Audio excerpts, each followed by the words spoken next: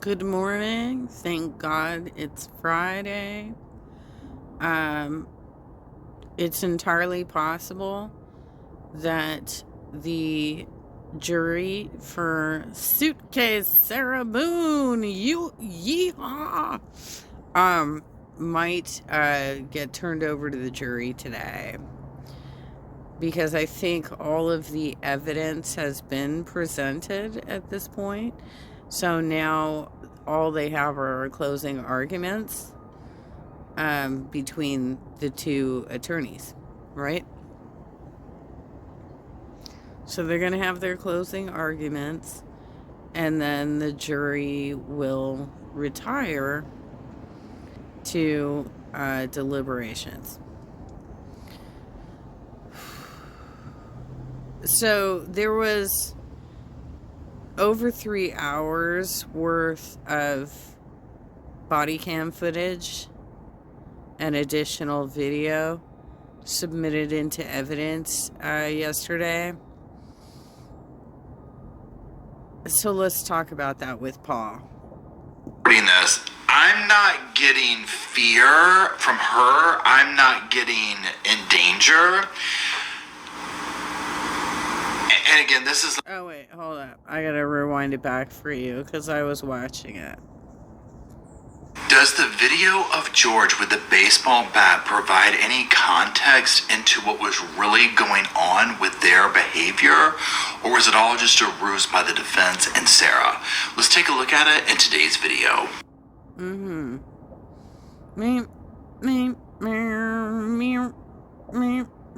He's not playing his song. Hello, Sofa Squad, and welcome back to the sofa. Well, the sofa's not here, but we do have this little chair back here. It's kind of reminiscent of the pretend sofa back home. I am traveling. I'm on the road. I am actually in Charlotte, North Carolina, visiting family.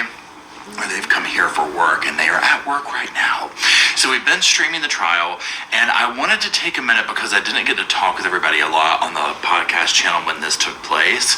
This video we're going to be reviewing today. And so many people have different opinions about it, so I want to come here and talk about it here. So this is in relation to the Sarah Boone case, the Sarah Boone trial that is currently going on right now. The general feeling I got from these videos is that George, who, by the way, referred to himself as Jorge in at least one of these videos. So I don't know why people are rather insistent that he preferred George, but I don't know. He appeared to be the submissive to her dominant in these videos, and he did not want to tell the police what she was doing to him, which really set him up for quite a lot of consequences, because she would call him over and then call the police and say he's breaking the order, the stay away order. Well, but you called him to be there, didn't you, girl?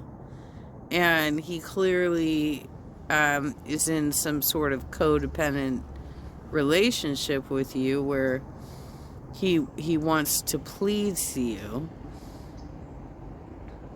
So you're getting him arrested time after time after time by doing this. So she had been torturing this man for quite some time. Brought out some of this evidence, and this is off of her phone. This is more of her recordings, right? And this is depicting George. This is the victim in the case, and he has a baseball bat, and you're gonna see him like hitting the television and doing some stuff to it, okay? Now the resource for this is Court TV.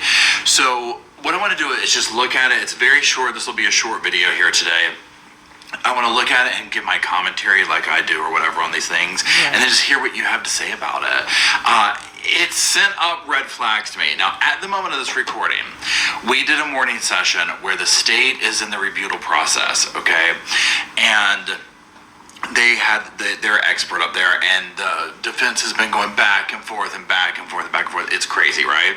So they've gone for lunch or whatever. I'm getting ready to go check in with family, do all that kind of stuff. But like I said, I wanted to just come on here, do this, give a little update what's going on in the trial. You're probably going to be seeing this Friday morning, so they very well could be doing closing arguments that day and whatnot. We'll see. Okay, so if you are new to the channel, what we do here is I'm going to put up clips and I'll talk about them, and then I'll visit you in the comment section and see what you have to say. Okay. And if you're not new to the channel, well, welcome back, and I appreciate you coming back. So let's go ahead and start looking at the clips here. Again, this is from Court TV. Now, I'm going to apologize. You can probably hear traffic in the background. It is what it is. I'm in a hotel room. I do apologize. I'm also viewing it over here in this direction, so that's why I'm facing this way. I think he's traveling with his puppies, too. I think that's why he didn't fly to go visit his family, because he wanted to take his puppies with them. So that's it. Let's go ahead and get started. We cannot wake up the morning after Election Day.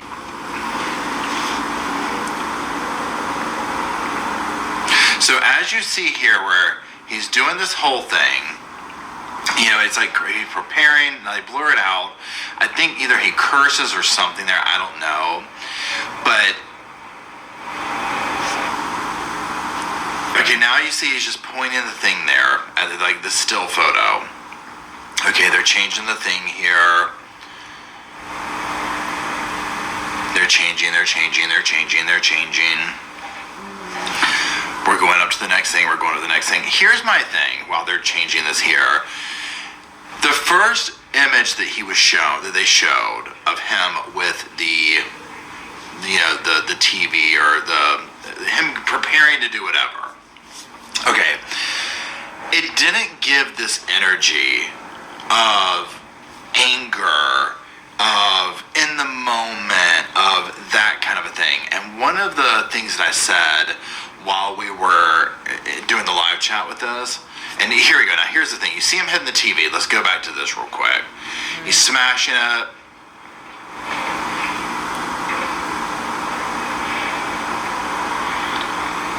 He looks tired. Yeah, the discussion around this is, did Sarah ask him to do that? Because she keeps setting him up for failure and recording it on camera. Exhausted.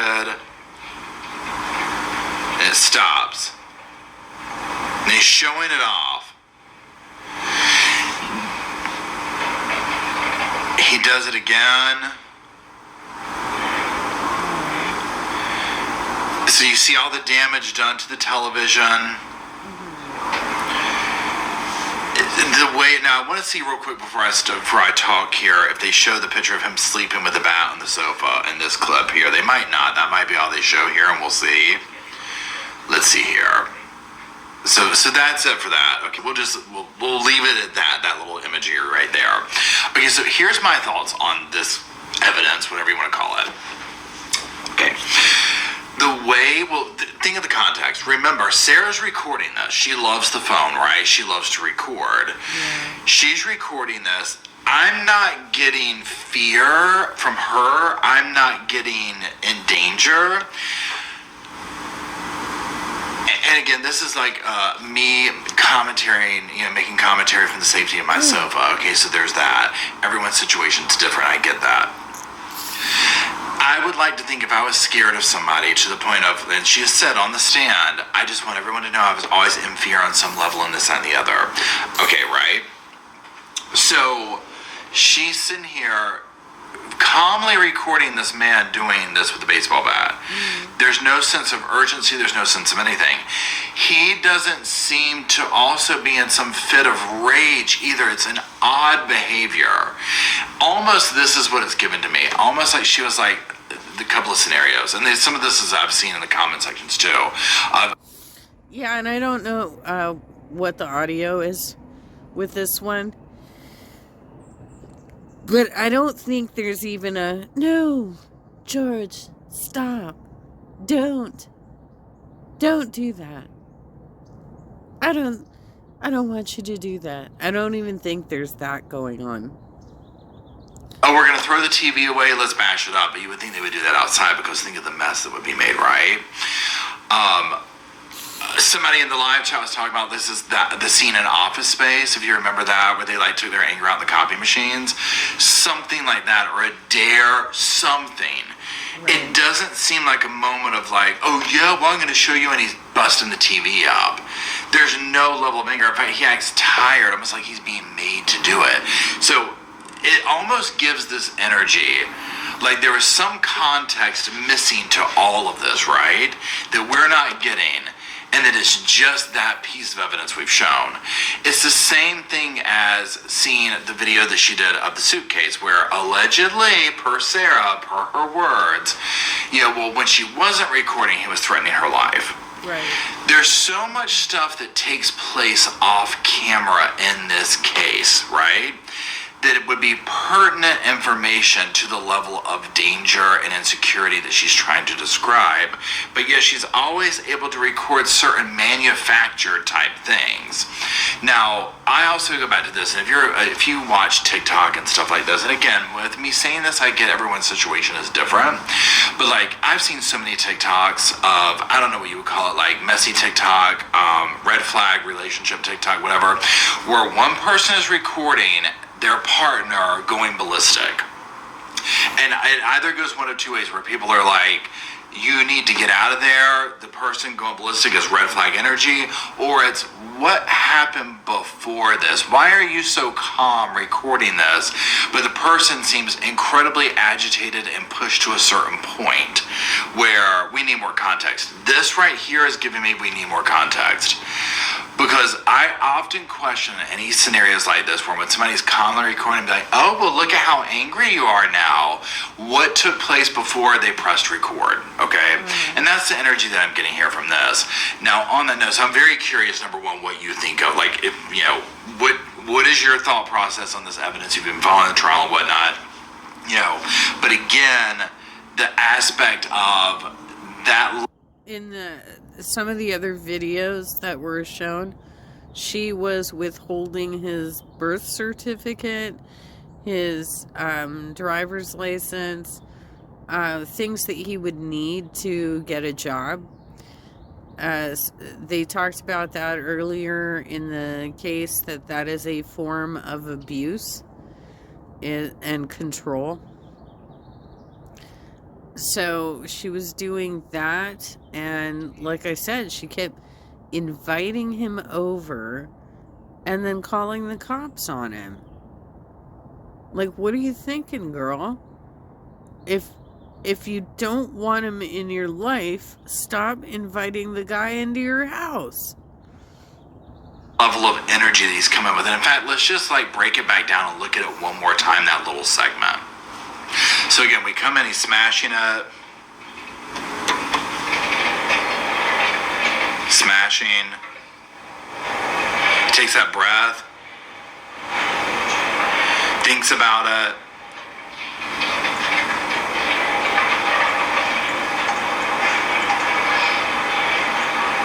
It's just...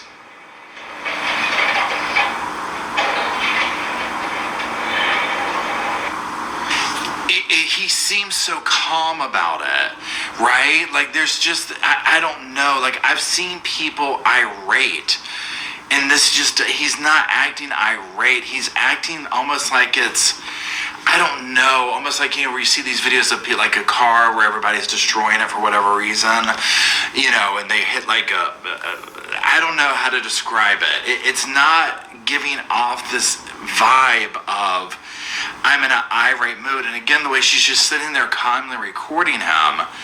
And I'm like, well, if you were this afraid of this man, I would, with a baseball bat like this, I would be afraid. 100% even be sitting there blatantly recording. If this was like, how you can tell when somebody's recording something and it's like hidden and you can tell that they're being whatever, and if they're like, look, this is what I go through every night. You know what I mean? Like, this is what I'm going through. That kind of a thing. But where she's just out recording him, it's like she's taunting. But it's also like she somehow got him to do this. It's the same bizarreness. Well, it's almost like they had some fetishes going on, and part of that was this weird sort of control that she had over George, and she could basically get him to do anything.